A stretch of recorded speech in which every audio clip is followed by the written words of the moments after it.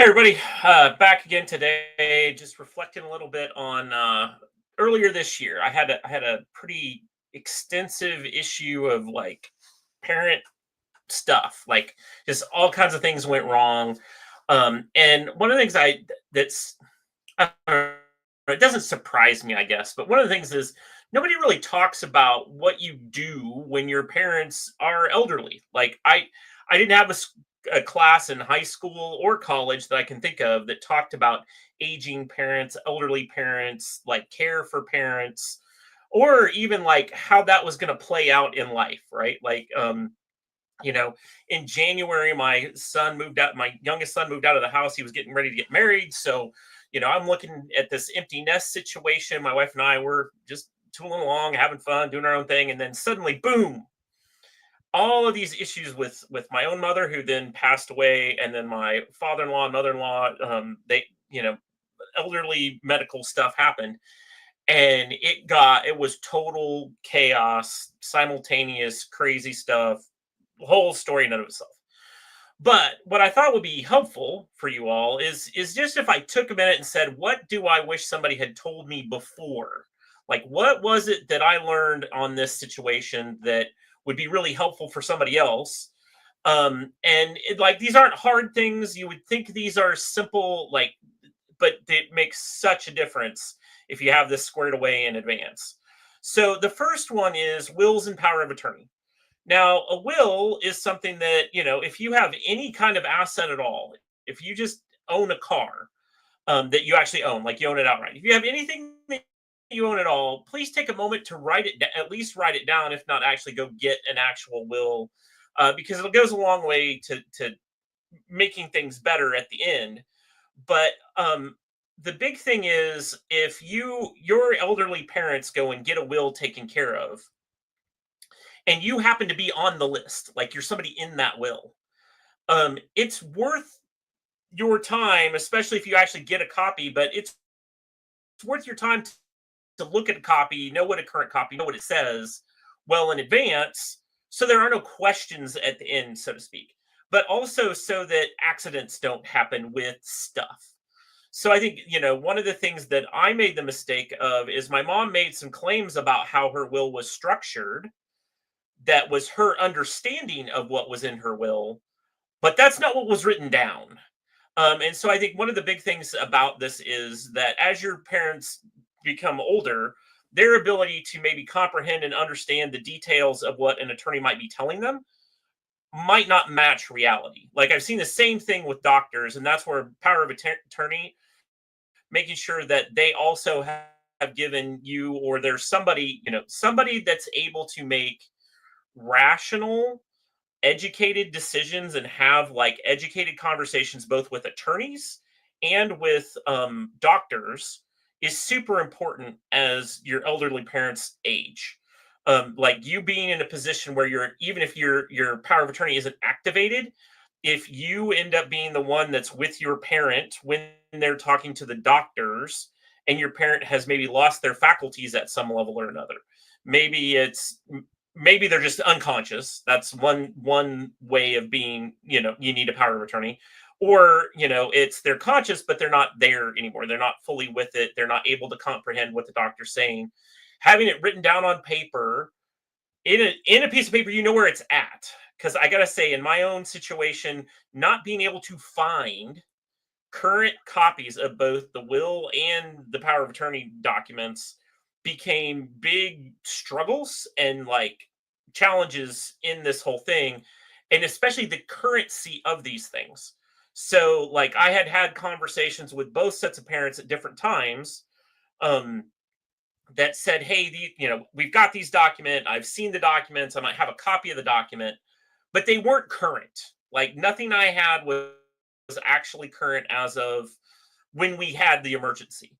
So it's almost like, and I hate to say it this way, but if I could go back in time and redo all of this, I would take it upon myself to, like, at Christmas time every year, or Thanksgiving or Easter, sometime that I am with my parent, or elderly adult, that maybe it's an uncle, maybe it's some other elderly person in your life that you're helping out, to sit down and make sure that you know where all the documents are, right? Will, power of attorney, whether that's the durable power, and there are two different kinds. There's a healthcare power of attorney, and then there's the like durable power of attorney for their assets. All of that needs to be very clearly understood. And especially if you have siblings or other interested people in the family, like, ex-spouses, stepchildren, like just, if you have a complex family situation, that all needs to be very lined out, and that everyone's understanding is common, that you've got these pieces of paper and this is what they say and this is what's current.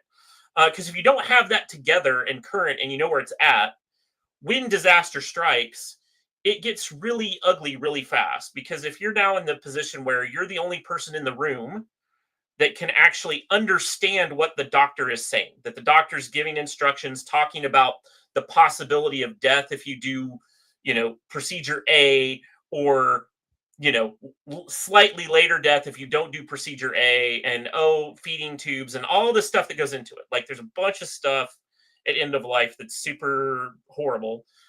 But on top of it, if you don't have the ability as the one person in the room that's got like full cognition to be able to ask hard questions and then push back on the doctors, it can get really problematic. And so I'll give you an example. My dad was effectively unconscious. This wasn't this spring, this was at a previous time, but it's the same situation. Like if you've got that power of attorney, you've got the ability to, in this case, it was healthcare, have the ability to say to the doctor, time out. What you're doing doesn't make sense to me.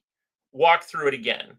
And so in the case of my dad, he was having this kidney problem where they really needed to flush his system. The facility they were in couldn't do that procedure. He needed to be transferred. Well, the problem is the rate at which his system was falling apart. He couldn't wait 3 more hours for the next time around for this other facility to like check in with them. In 3 hours, he would be like sort of at beyond a point of no return. And it was like the doctor just wasn't thinking like that. The doctor was just following their procedure, and I don't blame him. I mean, doctors have procedures; they do stuff on whatever. And I was like, look, and I just had to say, are you sure? And how do I file the paperwork to move him immediately, kind of thing? And I was able to do that because of power of attorney. So all I'm saying is having that paperwork, like knowing where it is, knowing how to get it quickly, like being able to pull it up and show doctors or lawyers or whoever you need to, is super important. And so I highly recommend all of that kind of paperwork. Will, durable power of attorney, medical power of attorney. A, you know where those documents are, and B, that they're current as of at least the last year, if not 6 months. And it's something that you having an ongoing conversation with. Like if I could go back and do that, because so much stress and so much like chaos would have been reduced if all of those documents were in a clear place where I had copies. Like I didn't need the originals, but if I'd had current copies of the most recent thing and it actually talked to the lawyers in a couple of cases, it would have been a lot better off. So that's number two. Number two, financials. This one gets really interesting to me because I know my own financials are kind of complicated. But I've, dealing with in-laws and my own parents and everything, having no idea what's going on with their money when suddenly you need to write checks for them is like it's just crazy. Like so it's really important if you can get at least a understanding of, where are you paying your bills from, and is that consistent, and possibly even sitting down and having a conversation with them about, okay, are you, mom, dad, do you pay for all your bills with this debit card? Do you pay with them by writing a check? Like, how do you actually do that? And where are these things in case you should ever become incapacitated and can't pay your bills?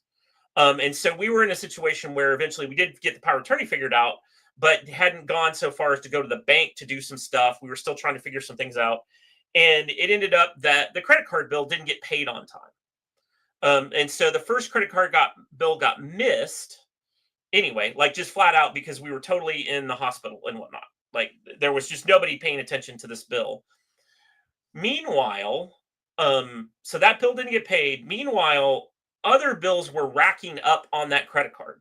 So like a bunch of stuff had been set up on auto pay against that credit card. And then the second month came around, right? Because this was like a 7 week period. So we had 2 full months of, two months of missed bills. Well, now the credit card decides I'm not letting you charge anymore until you pay the bill because it missed twice. Um, well, now all kinds of stuff starts breaking because it was all tied back to the one financial account. And so I've talked to a bunch of different people about this, that their parents went through similar things to mine. And the big thing was, when it came to the will, one of the things they did was essentially whoever the whoever was set as the executor of the will also then was just put on the major financial accounts, like the bank accounts. And by doing that proactively in advance and going in and filing signature cards and doing all the stuff so that they could actually write a check, you're able to avoid that kind of disaster of, hey, all these bills haven't been paid and we have no way to pay them, right? Because that's pretty much what happened. And then the other side of that was, and I don't know that this is long term going to be a thing, but I'd say, if you're my age now, if you're in your 50s and your parents in their 70s or 80s, you're gonna see these things of they don't do online stuff, or at least not that much of it. And so stuff you might take for granted to be able to, deposit a check from your phone. They may have never done that and don't know that that exists, nor have their online like logins and stuff set up. And so it's one of those things where understanding like where their money is, how they pay bills, and how that's all set up, knowing what that is super important in the midst of these emergencies, because suddenly important things they need stop working, which is going to bring me to the last one on this list, is cybersecurity. Now, so much of our world has decided to move into a two-factor authentication, which is great. As a former tinfoil hat cyber guy, love two-factor authentication. And for most elderly people, the most common thing I run into is two-factor of a text message. Now, it doesn't help if your elderly person doesn't do much texting in the first place, but if that's how they're doing 2FA and their cell phone gets cut off because the bill doesn't get paid, how do you pay your bills? So I'm going to end this with story time around how do you unlock a phone that's all locked up. So I mentioned the credit card earlier that wasn't getting paid. Well, one of the bills that didn't pay was the cell phone. Well, we needed the cell phone as a two-factor to be able to log into email, to be able to get password reset links, because we didn't know what passwords were to log into the online bank and all these things. So as we're trying to resolve all of this stuff, the cell phone gets turned off because they haven't paid the bill. And it can't pay the bill because they can't log in anywhere. And this cell phone company, the crazy thing about this was the cell phone company themselves could only take a payment online. And we couldn't get online because the phone was turned off. Like, it was this whole circular problem of we can't get logged in. So what I'm going to say about cybersecurity is, and I had a friend of mine make this recommendation, was at some point look into having your parents put on your plan, like your cell phone plan. Because in that situation, then you can make sure their bill is being paid and that's all taken care of. And so that if there is a two-factor problem with their phone's not getting turned off, it's killing your two-factor, preventing you from doing any of the other stuff you might need to do. We did eventually get it worked out because the customer support person at the cell phone company was like, okay, we're going to turn your cell phone back on for 24 hours so you can get your two-factor thing to reset your password to log in and pay your bill. I mean, it was just a crazy, crazy circular problem. But all I'm saying is, when it comes to cybersecurity, understanding, my stepdad and my mom both had sort of password files, like these places they had passwords. But those, much like the wills and power of attorney, those weren't necessarily accurate or current either.